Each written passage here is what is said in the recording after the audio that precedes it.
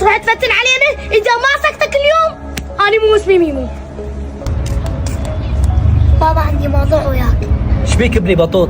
قول شنو الموضوع؟ بابا يوسف وميمو بالمدرسة يقتلوني، بالشارع يقتلوني، حتى الأكل بالشنطة يبغوا يروحون ياكلوه.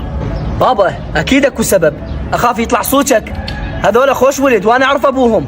معقوله هم من وحدهم هيك يسوون وانت ما مسوي شيء؟ يعني بابا ايش عندي يوم كل ما يشوفوني يموتوني قتل، بالمدرسة يقتلوني، هنا يقتلوني، حتى يعني بعد ما اروح للمدرسة. بابا المدرسه ما لها علاقه بالموضوع، انتوا بيناتكم صغار تتعاركون.